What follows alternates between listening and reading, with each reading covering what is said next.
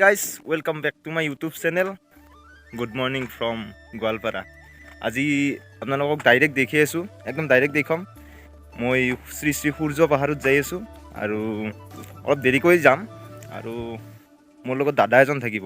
দাদাজনে সকলোখিনি বিৱৰণ দি দিব, কি কি ইতিহাস জড়িত হৈ আছে আমাৰ সূৰ্য পাহাৰৰ লগত, কি কি ভাস্কৰ্য পুৰণি বহুত কিবা কিবি আছে চবখিনি মই দেখুৱাম আপোনালোকক। চ' মই বিৱৰণ দি আৰু আপোনালোকে চাই থাকক ভিডিঅ'টো শেষলৈ। আৰু গাইজ ফাইনেলি আমি আহি পালোঁ। এয়া হৈছে শ্ৰী শ্ৰী সূৰ্য পাহাৰ মহাপীঠ স্থান। এইখন গেট, এইখন মুখ্য গেট।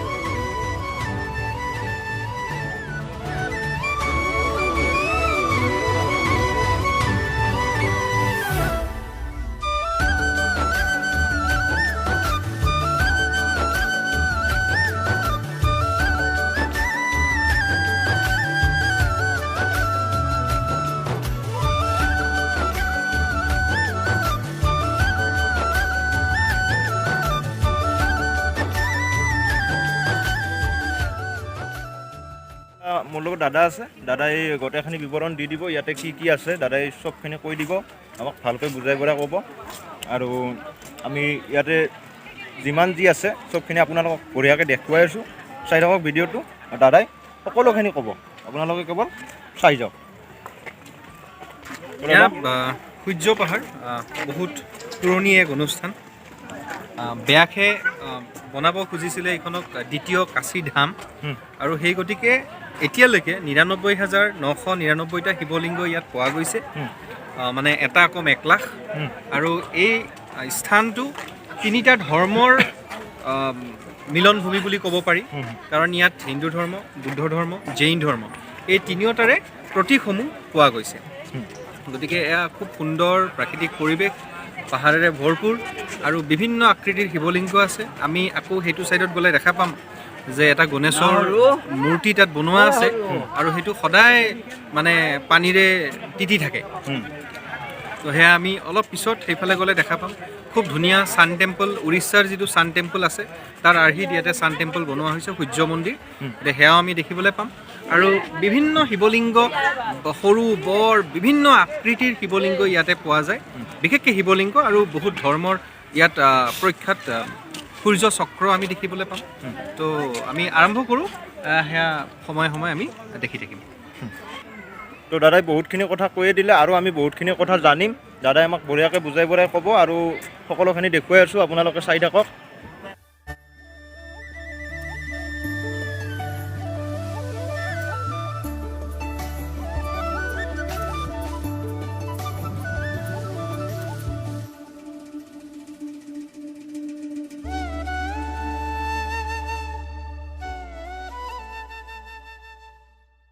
এই যে শিলবিলাক দেখিছে, এই প্ৰায়ভাগ শিলবিলাকতে শিৱলিংগ আছে। আৰু ইয়াত এটা মূৰ্তি আঁকা আছে, শিলৰ সাঁকো এখনো আছে ইয়াত। আৰু ওপৰৰ ফালে আছে আকাশী গংগা, সেয়া আমি চাবলৈ গৈ আছোঁ।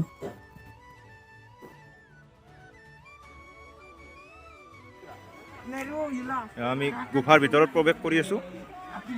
মানে আগতে মানিছিল ইয়াত মানে কি কোনোবা বেয়া মন লৈ আহিলে এই শিল দুটা যিটা শিল দেখিছে, এই দুটা শিল, এই শিল দুটা চেপা মাৰি ধৰা আছিল ইয়াত। চেপি ধৰে, মানে যাব নিদিয়ে, দুৱাৰ বন্ধ কৰি দিয়ে। চ' আমি ভিতৰলৈ যাই আছোঁ। বহুতখিনি মানুহ আছে ইয়াত।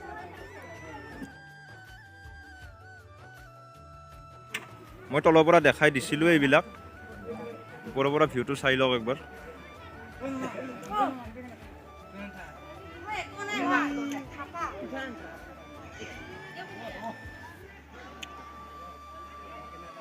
বহুত বেছি মানুহ ইয়াত মানে চাব আহে।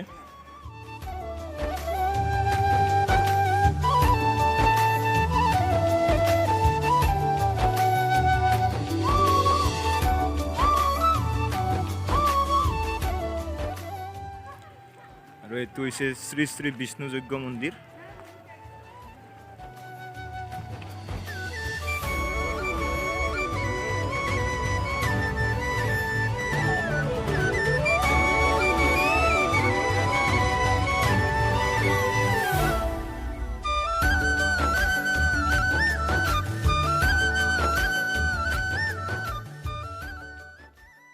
এইটো শ্ৰী শ্ৰী হনুমান মন্দিৰ।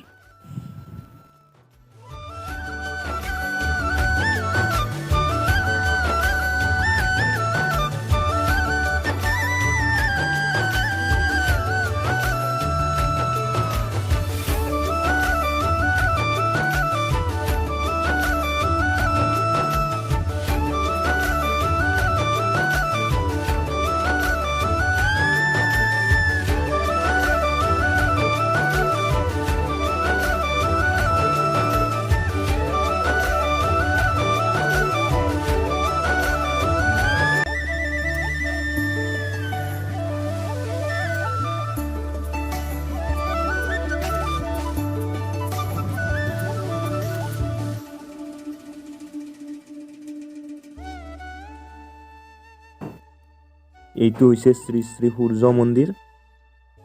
এই গোটেই সূৰ্য পাহাৰখনৰে মূল মন্দিৰ বুলি ক'ব পাৰি।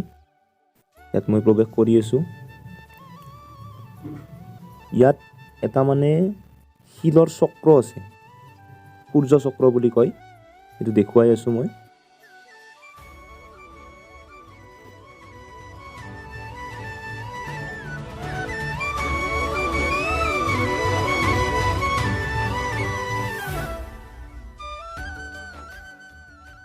আৰু এইটোৱে হৈছে সূৰ্য চক্ৰ। এইটোকে সূৰ্য চক্ৰ বুলি কয়। এইটো কমপ্লিট শিলতে মানে আৰ্ট কৰা আছে, বহুত পুৰণি ভাস্কৰ্য। চাওক,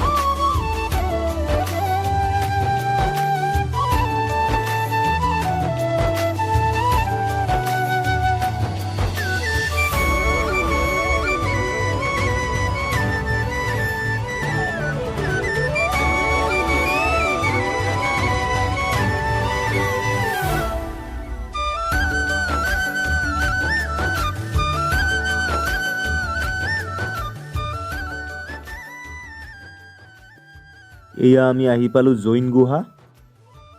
জৈন গুহাত ভিতৰত কি আছে চাই লওঁ এবাৰ।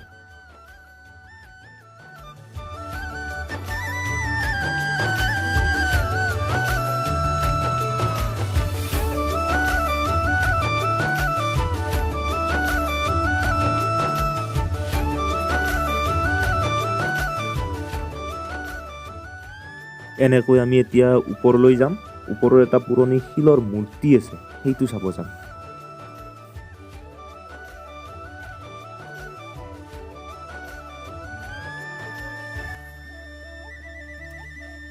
গাইজ, ফাইনেলি আমি আহি বহুতখিনি ওপৰত আহিছোঁ গাইজ। ইয়াত এটা কলা আছে, শিলৰে ইয়াত বনোৱা আছে এটা। হয়তো এইটো বহুত পুৰণি, কিমান পুৰণি মই ক'ব নোৱাৰিম। সঁচাকৈ বহুত অতুলনীয়। সঁচাকৈ এইটো চাবৰ কাৰণে আমি বহুতখিনি ওপৰত উঠি আহিছোঁ। আপোনালোকক মই দেখুৱাই আছোঁ ওপৰৰ পৰা ভিউটো, আপোনালোকে গম পাব। বহুতখিনি ওপৰত আহিছোঁ। সেই ভাস্কৰ্য কলাটো চোৱাৰ কাৰণে আমি বহুতখিনি ওপৰত উঠি আহিছোঁ। চাওক, গোটেইখিনি দেখা পায়, ইয়াৰ পৰা মেপৰ নিচিনা দেখা পায়। চাওক কিমান দূৰ দূৰণিলৈকে দেখা পোৱা হৈ গৈছে।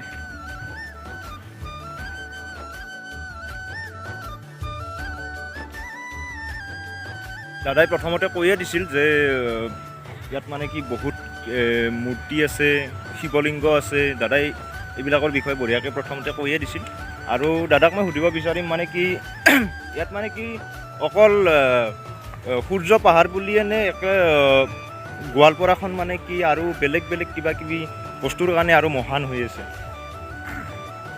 হয়, গোৱালপাৰা চহৰখন বা গোৱালপাৰা জিলাখন আমাৰ বহুত আৰু কিছুমান বিখ্যাত ইয়াত আছে। উদাহৰণস্বৰূপে এছিয়া মহাদেশৰ আটাইতকৈ ডাঙৰ যিখন কলৰ বজাৰ, the largest banana market in Asia, সেইখন দৰংগিৰি কলৰ বজাৰ। দ্বিতীয়তে ইয়াত পৰ্যটনস্থলী বহুত আছে, যেনেকৈ টুক্ৰেশ্বৰী মন্দিৰ, পাগলা টেক, সূৰ্য পাহাৰ অন্যতম এখন, আৰু বহুত তেনেকুৱা আছে। শংকৰদেৱৰ সত্ৰ আছে, লগতে আমাৰ নৰনাৰায়ণ সেতু যিখন দলং, সেইখিনি ঠাইও বহুত ধুনীয়া, প্ৰাকৃতিকভাৱে মনোমোহা। আৰু লগতে ইয়াতে সূৰ্য পাহাৰৰ ওচৰতে দুবাপাৰা বুলি যিডোখৰ ঠাই আছে, তাত এক নিৰ্দিষ্ট এক জাতিৰ মানুহ আছে যোনে শীতল পাতি প্ৰস্তুত কৰে। গতিকে চাগে অসমৰ ভিতৰত এইখনে এখন অন্যতম, মানে আমি ক'ব পাৰোঁ কটেজ ইণ্ডাষ্ট্ৰী, য'ত শীতল পাতি উৎপাদন হয়। আৰু গোৱালপাৰাখনক মাদাৰ অফ ৰাবাৰ বুলিও কোৱা হয়। ইয়াত বহুত ৰাবাৰ প্লাণ্টেশ্যন আছে, চাহৰ বাগানো পোৱা যায়, কিন্তু কম, কিন্তু আমাৰ ৰাবাৰ বাগান বহুত আছে আৰু ৰাবাৰৰ প্ৰডাকশ্যন এইটো বহুত বেছি হয়। গতিকে খুব সম্ভৱ অসমৰ আটাইতকৈ বেছি ৰাবাৰৰ প্ৰডাকশ্যন হোৱা জিলাখনেই হ'ল গোৱালপাৰা। হয়, দাদা এইখিনি বঢ়িয়াকৈ কৈ দিলে। আৰু মানে কি আপোনালোকে আহক, অকল সূৰ্য পাহাৰ বুলি নহয়, ইয়াত মানে কি গোৱালপাৰাখন আচলতে বহুত মানে কি এইটো মানে কি প্ৰকৃতিময় মানে ঠাই, আৰু বহুত বাগান আছে, কিবা কিবি আছে, দাদাই কিবা কিবি কৈ দিলে। মানে কি এইবিলাক চাওক, আপোনালোকে আনন্দ উপভোগ কৰক, বহুত চাবলগীয়া ঠাই, আপোনালোকে আহক। আৰু মানে দাদা এই যে আপুনি যে কৈছিলে যে ইয়াত কিমান কৈছিলে, শিৱলিংগ কিমান আছিল ইয়াত? ইয়াত শিৱলিংগ আছে। এয়া একচুৱেলি বিশ্বাস কৰা মতে আমাৰ যি মহামুনি ব্যাসদেৱ, তেওঁৱে একচুৱেলি এই সূৰ্য পাহাৰখন আৱিষ্কাৰ কৰিছিলে, বা তেওঁৱে ইয়াত এই ভাস্কৰ্যসমূহ শিলত খোদিত কৰিছিলে। আৰু ইয়াক যিটো আমাৰ কাশী পবিত্ৰ স্থান, তাৰ আৰ্হিতে বনোৱা হৈছিলে, আৰু ইয়াক দ্বিতীয় কাশী বুলি কোৱা হয়। আৰু ইয়াতে 99,999টা শিৱলিংগ আছে। হয়, সঁচাকৈয়ে মই মানে চালোঁ আৰু আপোনালোককো দেখাই দিছোঁ, যিমানখিনি পাৰোঁ আপোনালোকক দেখাই দিছোঁ, আপোনালোকে চাওক। আৰু মানে কি নিজে আহিও চাওক এবাৰ, নিজে আহিলে নিজ চকুৰে চালে আৰু মানে কি বহুত ভাল লাগিব আপোনালোকৰ। আৰু আচলতে ধৰ্মৰ ঠাই বুলিও ক'ব পাৰি। এয়া ধৰ্মীয় অনুষ্ঠানেই হয়। এয়া তেনেকুৱা এনে আহে মানুহবোৰে বনভোজ খাবলৈ, হয়, কিন্তু আচলতে ধৰ্মীয় অনুষ্ঠান। ইয়াত আমাৰ 3টা ধৰ্মৰ সংমিশ্ৰণ হৈ আছে সূৰ্য পাহাৰত, হিন্দু ধৰ্ম, বৌদ্ধ ধৰ্ম আৰু জৈন ধৰ্ম। সেইকাৰণে আমি ইয়াত আহিলে দেখা পাওঁ সকলো ধৰ্মাৱলম্বী লোকে ইয়াত আহি মানে পূজা অৰ্চনা কৰে। হনুমান মন্দিৰ আছে, শিৱ মন্দিৰ আছে, বিষ্ণু মন্দিৰ আছে, তো বহু ধৰণৰ মন্দিৰ ইয়াত আছে। এইবিলাক প্ৰাচীন কালৰে মন্দিৰ, বহুত জাগ্ৰত মন্দিৰ হয়। গতিকে বিশ্বাস কৰা মতে ইয়াত কিবা উপাসনা কৰিলে সেয়া সিদ্ধিও হয়। গতিকে আপোনালোকে আহিব পাৰে। গোৱালপাৰাখন একচুৱেলি চাবলগীয়া জেগা। আজিকালি কমিউনিকেশ্যন বহুত ভাল হৈছে, আৰু ইয়াত পাহাৰ পৰ্বত, আপোনালোকে সূৰ্য পাহাৰত আহিলে বান্দৰ দেখিবলৈ পাব। গোৱালপাৰা পাহাৰবোৰৰ এয়া এক অন্যতম বৈশিষ্ট্য, ইয়াত বান্দৰ থাকেই। তো বহুত ধৰণৰ বান্দৰ পোৱা যায়, আপোনালোকে ফল মূল লৈ সেই বান্দৰক দিব পাৰে, সেয়াও ভাল লাগিব। যিবিলাকে মানে প্ৰকৃতি প্ৰেমী বা জীৱ প্ৰেমী, তেওঁলোকে বহুত আনন্দ উপভোগ কৰিব। হয়। আৰু দাদা এই যিবিলাক মানে কি ইয়াত এই পুৰণি শিল্পকলা আছে, মানে কি শিলত যিবিলাক আৰ্ট কৰা আছে, কলা আছে, এইবিলাক মানে কি মিনিমাম আপুনি জনামতে কিমান পুৰণি হ'ব পাৰে? এয়া বহুত পুৰণি। এয়া আমি যদি চাওঁ আৰ্কিঅলজিকেল মতে, ইয়াত মিউজিয়াম এটা আছে, তাতে গোটেই ডিটেইলছবোৰ আছে। কিন্তু মানে আমাৰ এইটো মানে খ্ৰীষ্ট পূৰ্বৰ পৰাই এয়া মানে আছে। আৰু যেতিয়া আমাৰ চাইনিজ পৰিব্ৰাজক হিউৱেন চাং আহিছিলে, তেওঁ এই সূৰ্য পাহাৰৰ বিষয়ে তেওঁৰ লিখনিত মানে পোৱা যায়। তেওঁ এই সূৰ্য পাহাৰ পৰিভ্ৰমণ কৰিছে, আৰু ইয়াৰ বিষয়ে বহুত ধুনীয়াকৈ তেওঁ মানে তেওঁৰ লিখনিত লিখি থৈ গৈছে। হয়, তো এইখিনিয়ে আছিল। আৰু আপোনালোকে আহক, চাওক, একবাৰ চাওক, বহুত সুন্দৰময় ঠাই। আপোনালোকে গোৱালপাৰাখন, গোটেই গোৱালপাৰাখনে চাওক। আৰু ময়ো পিছত আহিম ইয়াত, একদম মানে কি যিবিলাক দাদাই কৈ দিলে যে ৰাবাৰ ইণ্ডাষ্ট্ৰী আছে, ৰাবাৰ মানে বাগান আছে, ইণ্ডাষ্ট্ৰী নাই, ৰাবাৰ বাগান আছে। আৰু হয়, এইবিলাক মই সম্পূৰ্ণৰূপে বঢ়িয়াকৈ দেখুৱাম, আপোনালোকে চাব আৰু আপোনালোকেও আহক। তো আমি সূৰ্য পাহাৰৰ মানে কি সূৰ্য মন্দিৰৰ ভিতৰৰ পৰাই আমি এতিয়া বাই আৰু নেক্সট ভিডিঅ'ত লগ পাম। আৰু দাদাজনলৈ বহুত বহুত ধন্যবাদ থাকিল। দাদাজনে আমি সহজে বুজিব পৰাকৈ বঢ়িয়াকৈ কৈ দিলে, বুজাই পৰাই কৈ দিলে। আৰু সঁচাকৈ বহুত চাবলগীয়া ঠাই। আমাৰ অসমৰ ভিতৰতে ইমান ধুনীয়া ধুনীয়া ঠাই আছে। আমি আৰু দেশ বিদেশো ভ্ৰমণ কৰি থাকোঁ। আচলতে কি অসমৰ ভিতৰত ইমান ধুনীয়া ঠাই লুকাই আছে, আমি চাব লাগে। অসমৰো মৰ্যাদাটো ৰাখিব লাগে। ইমান ধুনীয়া ঠাই, আপোনালোকে আহক।